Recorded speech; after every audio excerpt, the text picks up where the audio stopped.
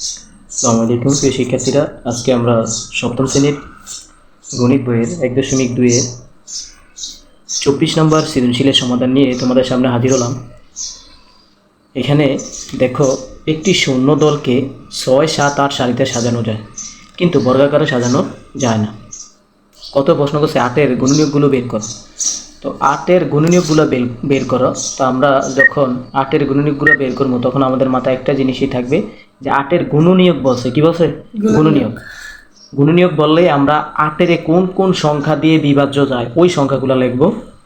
কত বলছে? শূন্য সংখ্যাকে কোনো ক্ষুদ্রতম সংখ্যা দ্বারা গুণ করলে শূন্য সংখ্যাকে বর্গাকারে সাজানো যাবে। 2 নম্বর বলছে ওই দলে কমপক্ষে কতজন শূন্য যোগ দিলে শূন্য দলকে বর্গাকারে সাজানো যাবে। তো আমাদের অঙ্কের সমাধানটা আমরা করে রেখেছি। দেখো, প্রথমে আমাদের বলছে 8-এর গুণনীয়কগুলো। আমরা জানি 8-এর গুণনীয়ক, দেখো 1-এর যে নামটা আছে, 1-এর নামটা সবসময় যে কোনো সংখ্যার ভিতরে যায়, এই জন্য আমরা 1 লিখলাম। 8-এর ভিতরে 2ও যায়। গুণনীয়ক মানে হচ্ছে কোন কোন সংখ্যা দিয়ে ওই সংখ্যাটার বিভাজন, মানে কোন কোন সংখ্যা দিয়ে বিভাজ্য যায়। তাহলে 2 দিয়ে যায়, 4 দুগুণে 8, 4 দুগুণে 8, 8 একে 8। ক্ষয়ের প্রশ্নটা বলছে আমাদের যেখানে শূন্য সংখ্যাকে কোনো ক্ষুদ্রতম সংখ্যা দ্বারা গুণ করলে শূন্য সংখ্যাকে বর্গাকারে সাজানো যাবে।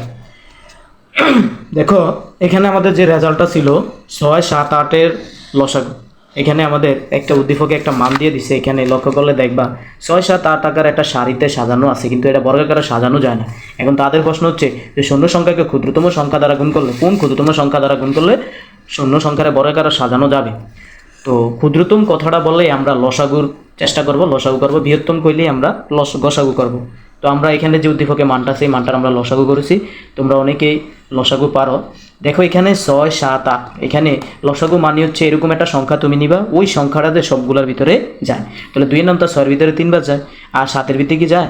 যায় না। 2-এর নাম তো 8-এর ভিতরে কবার যায়? 4 বার যায়। কবার যায়? 4 দুগুণে 8।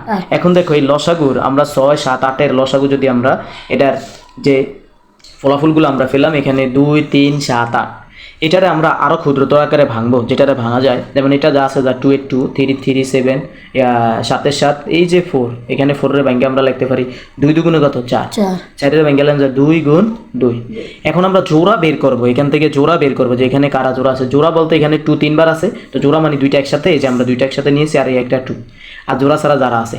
তো সত্য হচ্ছে যদি তুমি সংখ্যাটা, এই সংখ্যাটা যদি তোমার জোড়া আকারে আসতো তাহলে এটা পূর্ণ সংখ্যা। কি? যেহেতু এখানে জোড়া ছাড়া আসছে, তার মানে এটা জোড়াবিহীন, তাহলে এটা পূর্ণ সংখ্যা না। আর যদি তোমার পূর্ণ সংখ্যা না হয় তাহলে তুমি জিনিসটা বর্গাকারে সাজাতে পারবা না। তো এখানে দেখো 2, 3, 7 জোড়াবিহীন, যা পূর্ণবর্গ সংখ্যা নয়। তার মানে পূর্ণবর্গ সংখ্যা করতে হলে তোমাকে করতে হবে, বা করতে হলে এই যে এখানে জোড়াবিহীন কারা আছে? জোড়াবিহীন 2, 3, 7 আছে। এই 2, 3, 7 তোমার কইছে কি করলে? গুণ করলে। কি করলে? তাহলে 3টা সংখ্যা গুণ করো, তাহলে 3 দুগুণে 6, 6 7 কত? 42। তার মানে তাদের প্রশ্নটা ছিল যে শূন্য সংখ্যাকে কোনো ক্ষুদ্রতম সংখ্যা দ্বারা গুণ করলে শূন্য সংখ্যা বর্গাকারে সাজানো যাবে। তার মানে 42 দ্বারা গুণ করলে, কত দ্বারা গুণ করলে? দেখো, এখানে শূন্য দলকে 42 দ্বারা গুণ করলে বর্গাকারে সাজানো যাবে। আমাদের গয়ের প্রশ্নে আমরা চলে যাই। গয়ে কি বলছে? যে ওই দলে কমপক্ষে কতজন শূন্য যোগ দিলে শূন্য দলকে বর্গাকারে সাজানো যাবে। আচ্ছা, শূন্য দলকে কমপক্ষে বলছে যে কতজন শূন্য, তাহলে আগে যে বর্গাকারে যেহেতু বলছে সাজানো যাবে, তাহলে আগে আমরা কমপক্ষে বলছে কতজন, মানে কতজন শূন্য, হ্যাঁ, কমপক্ষে কতজন, সর্বনিম্ন কতজন। তো এখানে যেহেতু বর্গাকারে, আমরা আগে এটা বর্গমূল নির্ণয় করব। বর্গমূল নির্ণয় করার জন্য খ থেকে আগে আমাদের মানটা নিতে হবে, যে এখানে আমরা যেই মানটা পেয়েছিলাম হয়ে 2 গুণ 2 গুণ 3, এখন সবগুলা মান আমাদের লসাগু বের করতে হবে। ঠিক আছে? তো আমরা সবগুলো লসাগু যদি গুণ করি, 2 দুগুণে দেখো 4, 4 দুগুণে 8, 3 আটা কত? 24, 7, 24 কত? 168। এখন এই যে 168 আছে, এই 168-র আমরা কি বের করব? বর্গমূল বের করব। কি বের করব? তো তোমরা অবগত আছো, বর্গমূল তো তোমরা জানো, আমরা সবসময় ডান পাশ থেকে জোড়া জোড়া মিলিয়ে যাই। তো এখানে আছে কত? 68। তো প্রথমে এই যে এই দুইটা সংখ্যাকে জোড়া মিলাইছি, তারপরে কি আছে? জোড়া ছাড়া কি আছে? 1। তো আমাদের তো মনে আছে আমরা যখন 1-এর উপরে স্কেয়ার দিয়েছি, ওইটার মান আসছে কি? 1। 2-এর উপরে যখন আমরা স্কেয়ার দিয়েছি তখন ওইটার মান কি আসছে? 4। তো এখানে এই যে 1-এর কাছে কোন সংখ্যাটা দেব, কোন বর্গ সংখ্যাটা? 1, কারণ 1-এর ভিতরে 1ই যায়। তো একবার গেছে, এই জন্য আমরা এখানে 1 লিখছি। তো এইখানে দেখো 1 আছে, 1-এর ডবল কত? 2 না? 2 নেই। এখন এখানে তোমার একটা কাঙ্ক্ষিত নাম্বার নামছে না, 68। এখন এখানে তুমি এরকম একটা সংখ্যা বসাইবা, ওই সংখ্যা দিয়া আবার তুমি গুণ করবা। যেমন এখানে তুমি 2 বসাইছো, 2 বসানোর কারণে এখানে 22 হয়েছে, এই 22-এর আবার 2 দিয়ে গুণ করবা, কত আইব? কত আসবে? 68। দেখো, এখানে যদি আমরা 2 বসাই, কি বসাই? 2 বসাই, তাহলে এখানে আমাদের কত আসবে? এখানে আমরা যদি এই যে এখানে 2 বসাই, তাহলে দেখো 22 দুগুণে কত? 64। আমাদের এখানে আমরা যদি 2 বার যাই, তাহলে 2 দিয়ে 22 যদি আমরা গুণ করি, 22 দুগুণে কত? 44। কত আসবে? 44। ঠিক আছে, তো এখানে দেখো, তো আমাদের 4 আছে 8 হবে 4 হলে, আর 4 আছে 6 হবে 2 হলে, বাক্সেস আমরা কত হয়েছে? 24। যেহেতু আমরা বাক্সেস 24 পেয়েছি, তাহলে এই সংখ্যাটা পূর্ণবর্গ সংখ্যা না। তখন বলছে পূর্ণবর্গ সংখ্যা হইলে কোন একটা ক্ষুদ্রতম সংখ্যা যোগ করলে কি করলে? তাহলে আমরা যে এখানে ভাগ পাইছি না, ভাগফল, এই মানের সাথে ক্ষুদ্রতম মান নিল 1। ক্ষুদ্রতম মানে কি? বলছে কোন ক্ষুদ্রতম সংখ্যা যোগ করলে, কোন ক্ষুদ্রতম সংখ্যা দ্বারা কি করলে?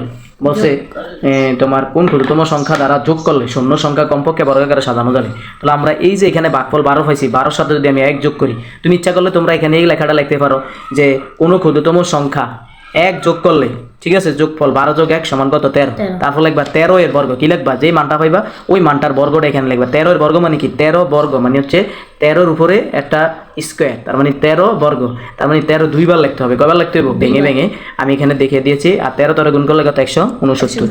এখন তাদের প্রশ্ন ছিল, দেখো কমপক্ষে, দেখো তাদের প্রশ্নটা ছিল ওই দলে কমপক্ষে কতজন সৈন্য যোগ দিলে, কমপক্ষে কতজন সৈন্য যোগ দিলে সৈন্য দলকে বর্গাকারে সাজানো যাবে।